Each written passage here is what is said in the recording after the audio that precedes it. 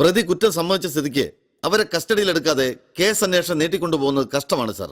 അതുകൊണ്ട് DVSP എന്നുള്ള നിലയ്ക്ക് സഞ്ജനയെ കസ്റ്റഡിയിലെടുക്കാൻ എനിക്ക് അനുവാദം തരണം സാർ.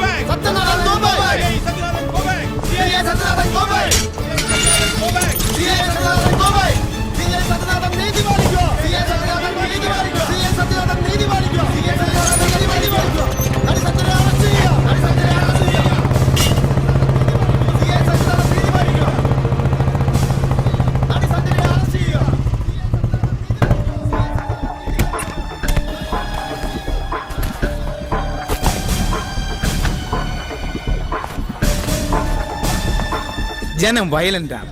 ഇപ്പൊ ആര് ചത്താലും ഏതെങ്കിലും ഒരു പാർട്ടി ഏറ്റെടുക്കല്ലേ. മോളിൽ നിന്നുള്ള ഫോൺ കോൾ കാരണം എന്റെ ചെവി അടഞ്ഞു.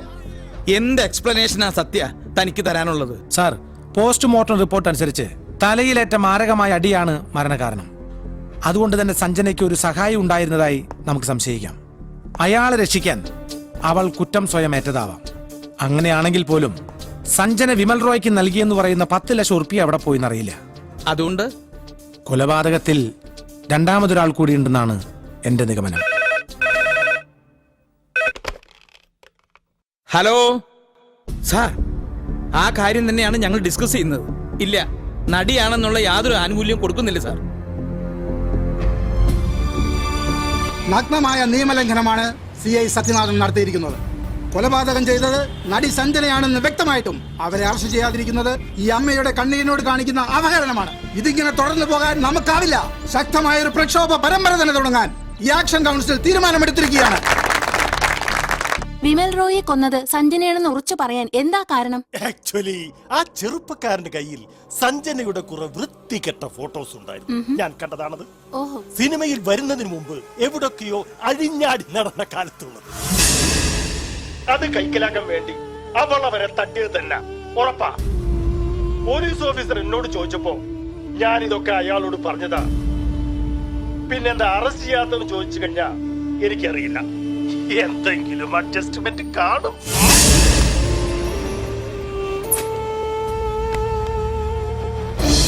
നടി സഞ്ജനയെ അറസ്റ്റ് ചെയ്യുക. പോലീസ് നടിയുമായുള്ള ഒത്തുകളി അവസാനിപ്പിക്കുക. സത്യനാഥൻ നീതി പാലിക്കുക. പോലീസ് നടിയുമായുള്ള ഒത്തുകളി അവസാനിപ്പിക്കുക.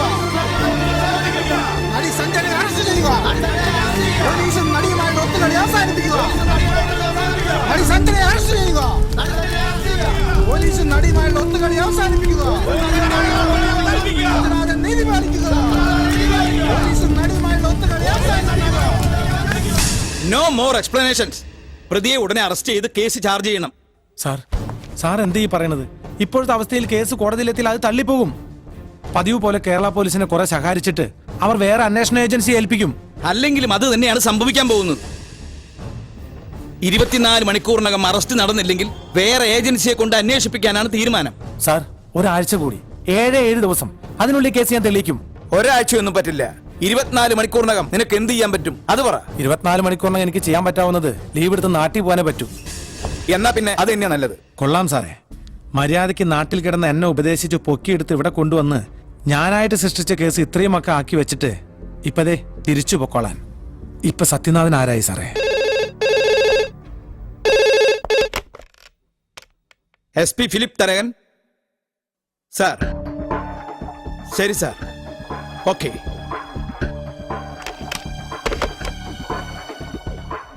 കേസ് CBIക്ക് വിട്ടുന്നു.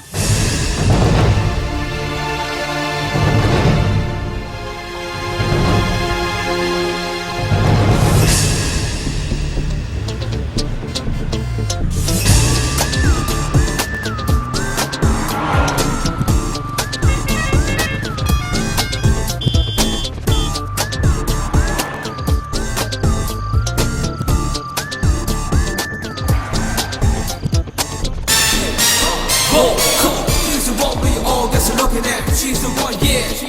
Come on, the way she looks is just my own. Hold your breath and hey, yeah, come on.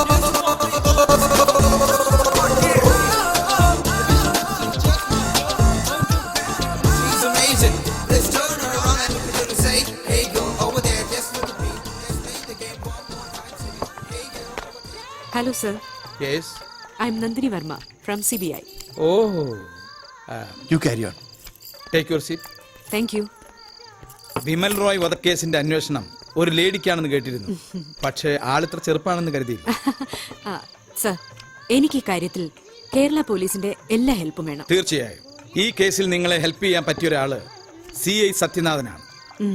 Highway സൈഡിൽ കണ്ടെത്തിയ ഡെഡ് ബോഡി സാധാരണഗതിയിൽ മെഡിക്കൽ വിദ്യാർത്ഥികൾക്ക് പഠനത്തിന് വിട്ടുകൊടുക്കുന്നതോടെ അവസാനിക്കേണ്ട ഒരു കേസ്. അത് ഇത്രയും ആക്കിയത് സത്യനാണ്. കേസ് തെളിയിക്കാൻ 7 ദിവസം കൂടെ സമയം നൽകണമെന്ന് സത്യൻ എന്നോട് ആവശ്യപ്പെട്ടതാ. പക്ഷേ 7 ദിവസം കൊണ്ട് ഈ കേസ് തെളിയുമായിരുന്നെങ്കിൽ അയാൾക്കത് നേരത്തെ ആകരുതായിരുന്നു. അതെ, എന്നാലും മർഡറിന്റെ ഫുൾ ഡീറ്റെയിൽസുമായി ഞാൻ സത്യനെ നിങ്ങളുടെ ഓഫീസിലേക്ക് അയക്കാം. എന്തു പറയുന്നു? Okay sir. Anyway, best of luck. Thank you sir. ആദ്യം ചോദ്യം ചെയ്യേണ്ടവരുടെ ഒരു ലിസ്റ്റ് തയ്യാറാക്കണം. സഞ്ജനയിൽ നിന്ന് തന്നെ നമുക്ക് തുടങ്ങാം.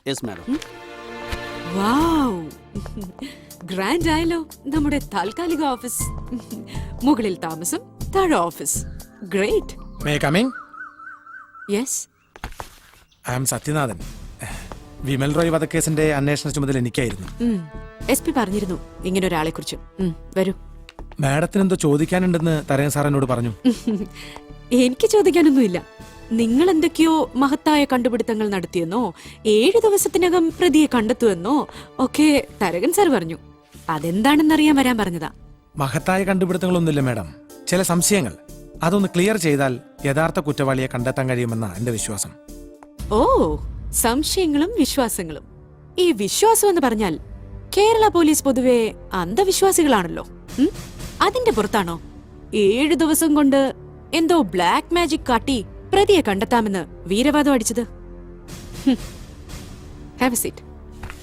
പൊതുവെ കേരള പോലീസിന്റെ കയ്യിൽ നിന്ന് ഞങ്ങൾക്ക് ഒരു സഹായവും കിട്ടാറില്ല. പിന്നെ തെളിവുകൾ നശിപ്പിച്ച് പ്രതികളെ രക്ഷിക്കലാണല്ലോ നിങ്ങളുടെ പ്രധാന ഡ്യൂട്ടി. എന്താ, അങ്ങനെ വല്ല സഹായം ചെയ്തു വെച്ചിട്ടാണോ ഈ വരവ്? അങ്ങനെ കേരള പോലീസിനെ അടച്ചു കുറ്റം പറയരുത് മാഡം. ഞങ്ങൾ ഇട്ടിരിക്കുന്ന ഈ കാക്കിക്കുപ്പായം തെളിവുകൾ നശിപ്പിക്കാനോ പ്രതികളെ രക്ഷിക്കാനോ അല്ല, ജനങ്ങളുടെ ജീവനും സ്വത്തിനും സംരക്ഷണം നൽകാനാ.